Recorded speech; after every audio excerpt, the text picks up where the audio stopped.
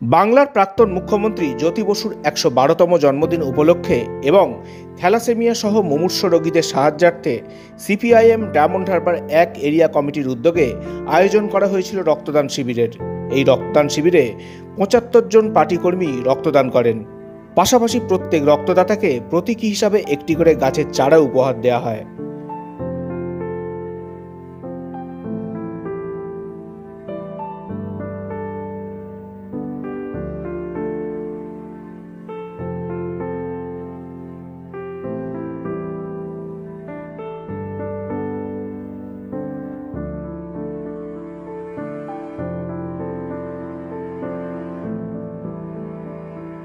সিপিআইএমের diamond Harbour ১ area কমিটির সম্পাদক দেবাশিস ঘোষ জানান, বর্তমানে শুধু গ্রীষ্মকালে নয়, সারা বছরই ব্লাড সেন্টারগুলিতে রক্তের চরম সংকট দেখা দিচ্ছে। পাশাপাশি বেসরকারি সংস্থাগুলির রক্তের কালোবাজারি রুখতেও তারা বদ্ধপরিকর।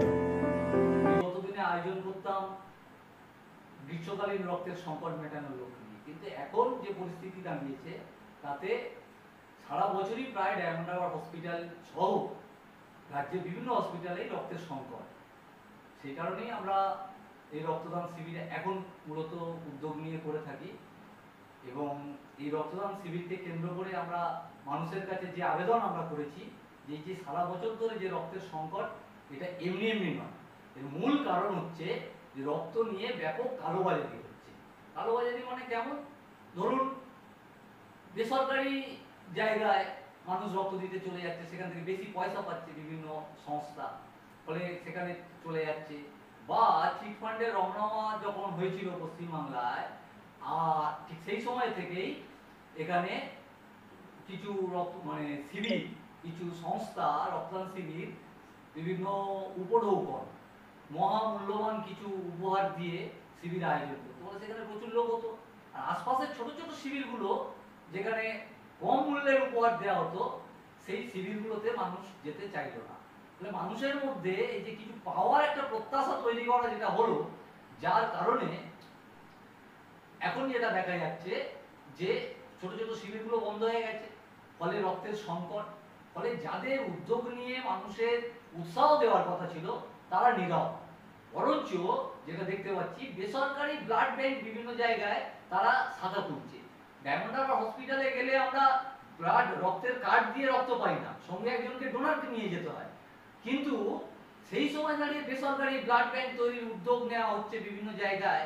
এ আমাদের কাছে কোনো ভুতুরে কারবার বলে মনে হয় না, এর পেছনে একটা নেক্সাস আছে এবং সেই জন্য আমরা মানুষের কাছে আবেদন করেছি যে এই নেক্সাস আমাদের ভাঙতে হবে। সেই কারণে রক্ত দাও, রক্ত দিন, সরকারি যে পরিষেবা ক্ষেত্র আছে তাকে বাঁচান। যদি সরকারি পরিষেবা ক্ষেত্রকে বাঁচানো যায় তবেই আমরা নিজেরা বাঁচবো, সাধারণ মানুষ, মেহনতি মানুষ, শ্রমজীবী মানুষ বাঁচবো। আর যদি আমরা উদাসীনতা দেখাই, যদি আমরা সরকারি ব্লাড ব্যাংকে গিয়ে রক্ত পাইনি বলে সরকারি ব্লাড ব্যাংকে আমরা দেব না ঠিক করি, তাহলে অচিরেই বেসরকারি ব্লাড ব্যাংকের হাতে এই সমস্ত প্রক্রিয়াটা চলে যাবে। তো কত হাজার হাজার টাকা দিয়ে আমাদেরকে রক্ত কিনতে হবে তার কোনো ইয়ত্তা নেই। ফলে এই পরিস্থিতি থেকে মুক্তি পাওয়ার জন্যই এবারে আমরা মানুষের কাছে আবেদন রেখেছি এবং এই রক্তদান শিবির মূলত আমরা আয়োজন করেছি। ডায়মন্ড হারবার থেকে শুভেন্দু ঘোষের রিপোর্ট, সংকল্প নিউজ।